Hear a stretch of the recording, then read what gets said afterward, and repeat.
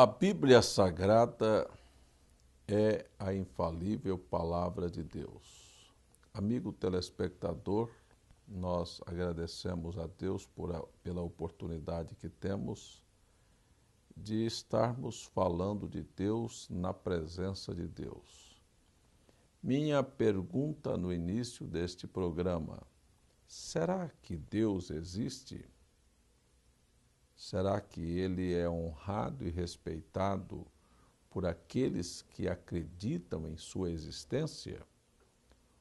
Ou será que a maioria do povo até acredita que Deus existe, como o próprio Lúcifer, que crê que ele existe, que ele é um e que chega a tremer em sua presença, mas mesmo assim não lhe tem o devido respeito? O programa Fé Perfeita tem procurado de maneira clara e objetiva mostrar a você o que é Deus, como viver em sua presença e como agradá-lo. Há uma pergunta que sempre existiu na mente do ser humano: que resultado, que sentido tem a vida de um homem sobre a terra? Seria apenas correr atrás do vento, trabalhar, lutar, chorar, ter decepções e por fim adoecer e morrer? Isto seria tudo que Deus planejou para o homem viver? Ou tem Deus alguma coisa a mais em seu pensamento que gostaria que o homem compreendesse? Meu nobre irmão e amigo, a primeira palavra ou as primeiras palavras da Bíblia Sagrada foram estas. São estas que estão escritas no livro de Gênesis. No princípio, criou Deus os céus e a terra. Isto da maneira como está escrito na tradução de João Ferreira de Almeida. Mas o texto original, fiel, diz: no princípio criou Elohim. Qual é a diferença entre Elohim e Deus?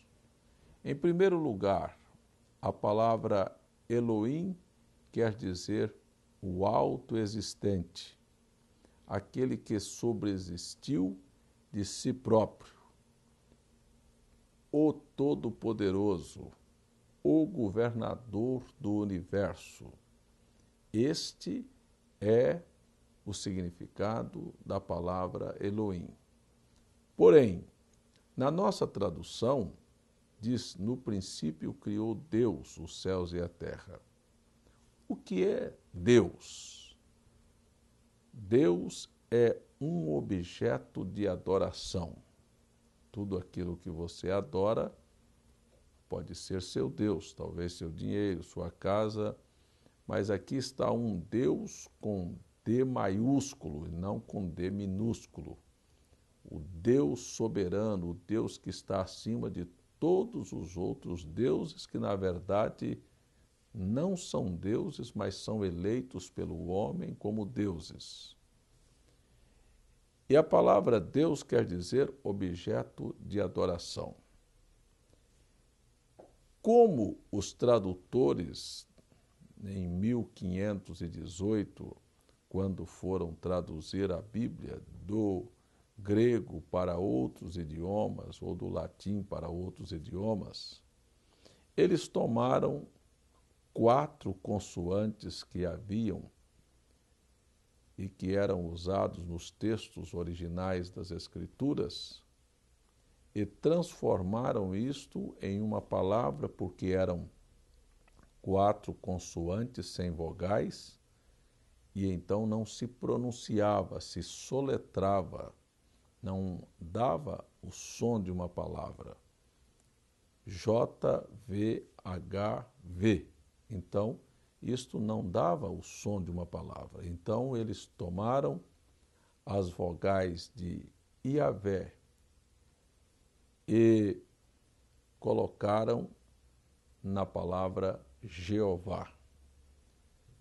Tomaram as vogais e colocaram nas consoantes, e desde então deu-se a entonação Jeová, que na sua tradução quer dizer o pai de família. Então nós estamos vendo aqui Elohim é o autoexistente, Jeová o pai de família e Deus o objeto de adoração. Muito bem, amigo telespectador. Quando Deus estava criando os céus e a terra, ele era o grande Elohim. Quando ele criou a hoste celeste, anjos, arcanjos, serafins e querubins, para adorarem, para que ele fosse adorado, então ele é Deus.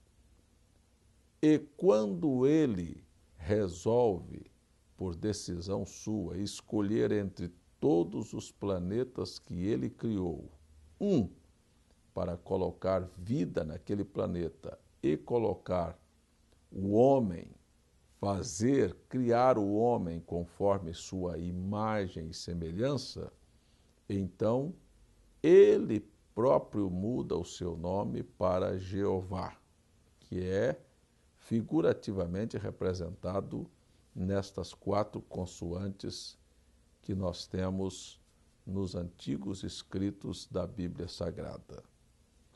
Isto tem um significado e tem um propósito.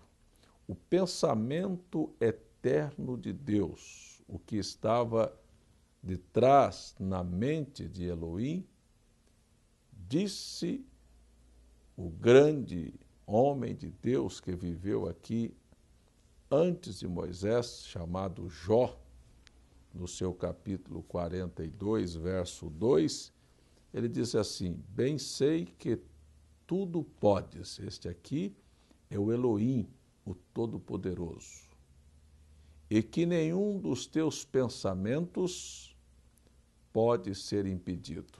E aqui estava este grande Elohim tendo um pensamento. Nós vamos olhar as Escrituras como tudo começou. Então, quando ele criou o universo, ele era o Elohim, ele tinha pensamentos, ele criou a ordem celeste, anjos, arcanjos, serafins e querubins, para que ele fosse adorado e ele fosse Deus. Entre aqueles serafins, entre aqueles querubins, se levantou um que se destacou entre todos os demais, e Deus o treinou e o habilitou e o conferiu poderes e sabedoria, de modo que ele sobrepujou todos os demais querubins, e ele é considerado como uma estrela da alva, um anjo de luz. E ele se rebelou contra Deus e propôs, não foi criar um inferno, propôs criar um céu melhor do que o de Deus. Só que quando fez, através do seu argumento, e eu gosto de imaginar, Deus parece que ficou de braços cruzados esperando que ele arregimentasse o seu exército. E quando ele o fez, ele conseguiu arrastar a 1/3 dos anjos.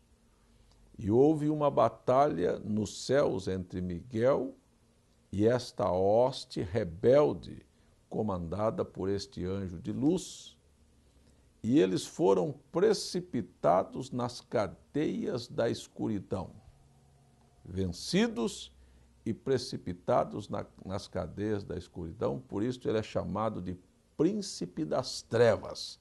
Estou me referindo a Satanás. Então, isto muito antes de Deus pensar em colocar vida no planeta Terra.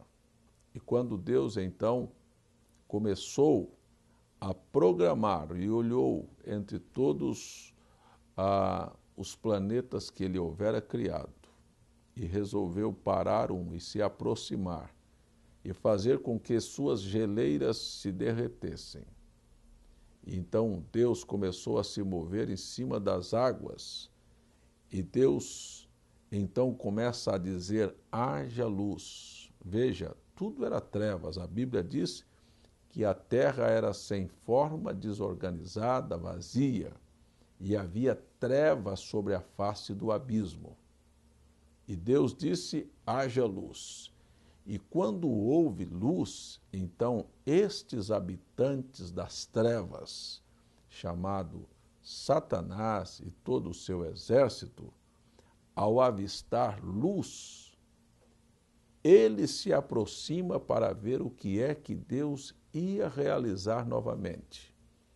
Você sabe, tanto quanto eu, que Deus deu múltiplos poderes a Satanás, mas não deu a ele o poder criativo. Ele não pode criar.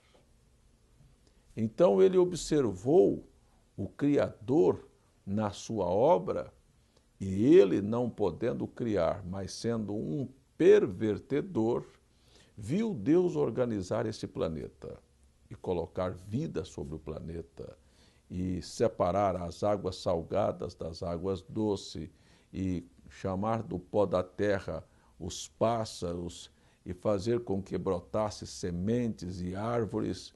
E ele estava agora não mais em trevas, mas vivendo a luz, porque Deus organizara os luminares para o dia, o luminar para a noite, e assim sucessivamente.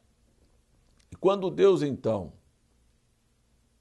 cria o homem e coloca o homem em carne humana, qual era o pensamento de Deus de colocar o homem sobre o planeta? Eu quero que você note a grandeza de Elohim. Porque se fosse questionado hoje, disse Deus, para que o Senhor colocou um casal, Adão e Eva, para dominar este mundo todo? Você conhece a extensão do territorial do planeta Terra?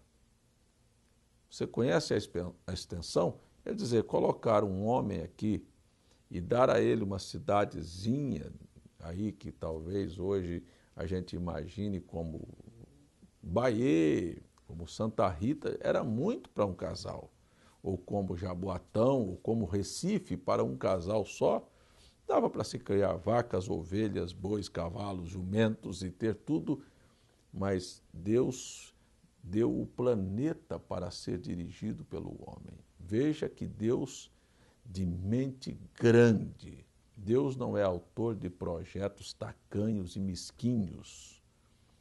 E se o homem entendesse isto, você que está me assistindo, convidaria Deus para fazer parte dos seus projetos, porque tudo o que Deus pensa, ele disse, eu penso coisas grandes a teu respeito. Mas o homem não entende isto, e a mentalidade do homem é tão mesquinha que tudo o que ele pode pensar e fazer, eu vou adquirir, eu vou possuir, eu vou beber, eu vou fumar, eu vou prostituir, eu vou aproveitar a vida. Aproveitar que vida? 100 anos é vida? Você tem uma mente tão mesquinha e tão pobre que você acha que 100 anos é vida? Se você tomar 100 anos e compará-lo com a eternidade, é como se você tomasse um saco de açúcar de 60 quilos ou fosse à beira da praia e tirasse um grão de areia diante da imensidão de areias que existe na praia do mar, aquilo não significaria nada. E eu quero dizer a você, amigo telespectador, deixe de ser pequeno, deixe de ser mesquinho, deixe de ser tacanho, viu? E não pense que você é inteligente. Para mim, um homem que age desta maneira, ele está assinando embaixo a sua ignorância, a sua estupidez, a sua insensatez em pensar que se eu ganhar bastante dinheiro, se eu correr atrás e se eu tiver muitas mulheres e tiver muitos programas e fizer muita farra, eu estou vivendo. Não, você está morrendo. Você não tem projeto de vida. Você não sabe o que é a vida. Você não conhece Deus. Você não sabe o que Deus gostaria que você fosse, que você tivesse realmente. Não é míseros centavos, ou não é mulheres para ter um bacanal. Não, senhoras, e nem é também usar a sua vida aqui na terra e ostentar uma posição para prejudicar e humilhar o seu semelhante ou trazer problemas para o seu semelhante. Isto é pensar muito abaixo da média. Eu não quero nem dizer que existe nível nisto. Isto é desnivelar completamente os ideais de Deus. O pensamento de Deus é um pensamento grande. Qual é o pensamento, pastor? O pensamento de Deus em criar o planeta, e ele fez tudo assim, olha, para um casal só. Flores de diversas espécies, animais de diversas espécies, viu? Pedras preciosas, rios, lagos, planícies, planaltos. Isto é o que Deus entregou para o homem dirigir. Isto era para apenas um casal. Pense, amigo telespectador, a grandeza da mente do Eterno. E o que é que ele queria com o homem, pastor? Sabe o que ele queria? Ele, em seu pensamento, é o rei do universo. E ele criou o homem para ser sua imagem e semelhança. Ele queria que o homem fosse o governador do planeta Terra. E foi assim que está escrito na Bíblia. É desta maneira que está escrito que Deus criou o homem e disse: governe sobre os animais, sobre os rios, sobre os mares, sobre os peixes, sobre as aves. Isto é o que Deus queria que o homem fosse. Sua imagem. Para um pouquinho. Ser o reflexo do que ele é no universo. Eu disse e volto a repetir: filho de peixe é peixinho, filho de gato é gatinho, mas Deus, quando criou o homem para ser seu filho, ele queria que o homem fosse um Deus menor. Infelizmente, Satanás entrou e o propósito dele é desvirtuar e fazer com que o homem se pareça com ele e não com Deus. Este é o propósito do inimigo de Deus. Ora, se um homem parecesse com Deus, ele seria benigno, seria paciente, seria manso, seria humilde, seria bom, não é? Porque essas são características da personalidade de Deus, e seria santo.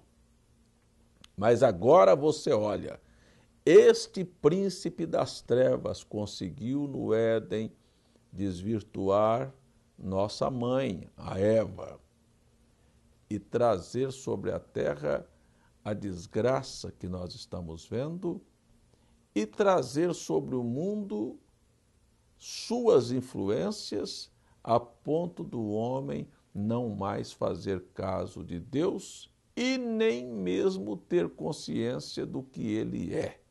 Se ele é imagem e semelhança de Deus, ele teria um comportamento completamente diferente do que nós estamos vendo. Matar, beber, fumar, prostituir, ser desonesto, trair. E tudo isto que nós estamos vendo, adulterar, andar sempre, tudo isto é propósito sujo do coração do diabo. E eu quero dizer a você, quando você pratica estas coisas, você tem aberto espaço na sua vida em tamanho grau que os seus atos mostram que você cedeu o espaço da sua vida para ser imagem e semelhança de Satanás. Sem dúvida alguma, vivemos aqui na terra o reflexo do inferno, com violência, com crime, com desonestidade, com corrupção, com ladrões, com salteadores, com homens sanguinários, com ganância, com trapaças. Este, para mim, é o reflexo do inferno. O que o diabo tinha na sua habitação, ele transferiu aqui para a terra, e muito mais do que apenas olhar na sociedade lá fora. é olhar na sociedade dentro dos lares. O seu lar é um reflexo do céu ou um reflexo do inferno? O seu corpo é a habitação de Deus ou a habitação de demônios? Sua personalidade demonstra características da personalidade de Deus, imagem e semelhança de Deus, ou mostra que o diabo jaz no maligno e que tomou controle da situação? Deixa eu dizer para você, você acha que Deus inspirou as artistas das novelas, das telenovelas, para desgraçar as famílias e sujar? Não, isso foi o diabo.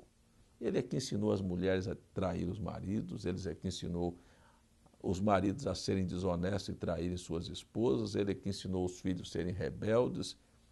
O diabo tirou as roupas das mulheres, as transformou em mulheres fáceis de programa, em que seu corpo, que deveria ser uma coisa sagrada, é uma mercadoria exposta para qualquer, como diz o linguajar, gatos e cachorro cobiçar, pegar, beijar, ser apalpada e largada de lado. Sabe o que tudo isto, meu amigo telespectador, transparece? Sabe o que é? Personalidades marcadas por influências de Satanás. Começando da alta camada até as favelas. Mas aqui ainda existe uma palavra dizendo: ô tolo, está na hora de soltar a mão dos demônios e voltar a sua face para Deus e buscar a razão e o propósito de Deus para com a tua existência.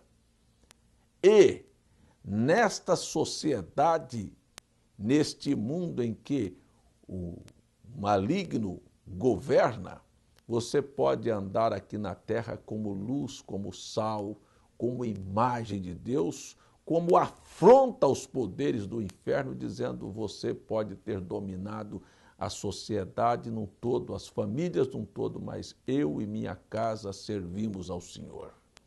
E eu posso provar para você que Deus, através de uma vida, se torna muito mais poderoso do que todos os demônios, tendo a sociedade inteira nas mãos deles. Porque um homem na mão de Deus, uma família na mão de Deus faz a diferença. Pode ser criticado, zombado, porque a maioria está do outro lado. Ou será que você nunca ouviu e nunca viu dizer que o caminho para o inferno tem uma porta bem larga e são muitos os que entraram por ela? Mas o caminho que leva à vida eterna, poucos a encontram, porque é o caminho da abnegação. Mas eu falei o caminho que leva à vida eterna. Ei, troque as fantasias pela realidade.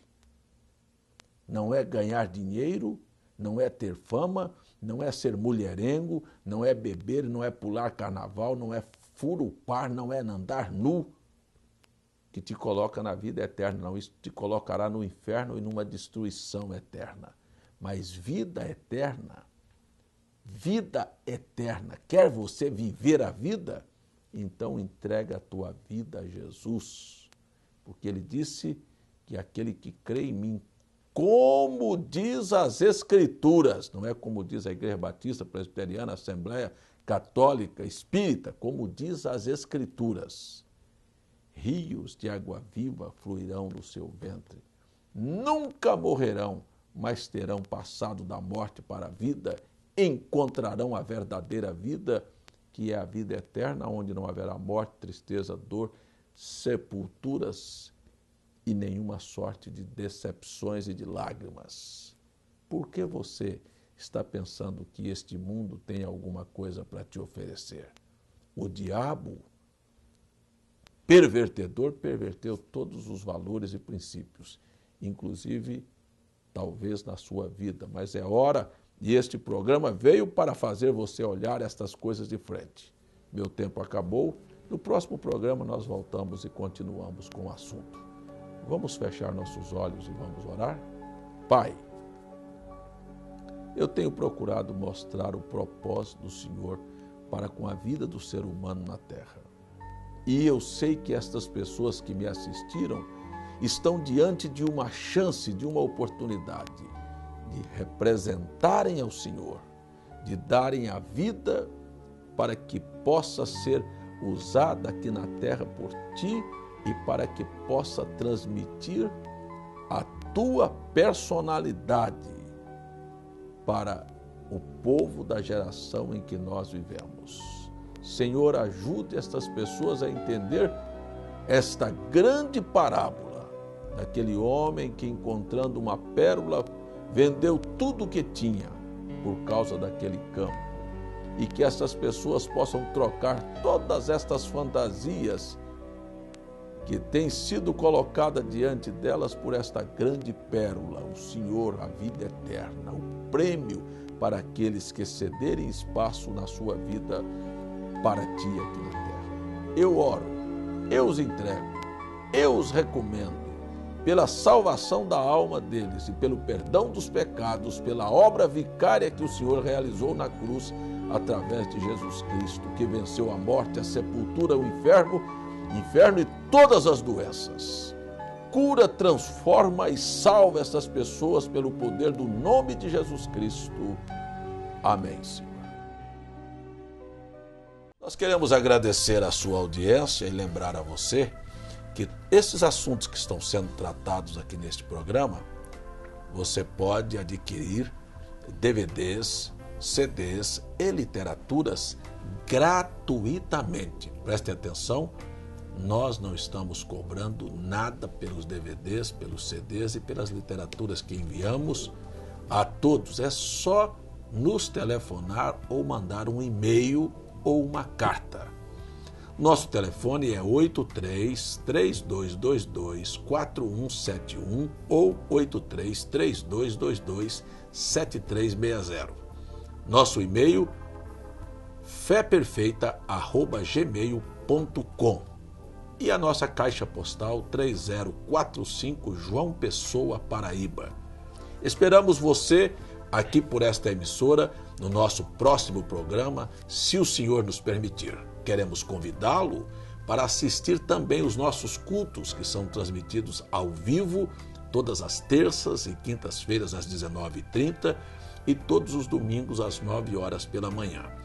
Deus te abençoe. Nunca haverá morte em meu lar, neste lar velho.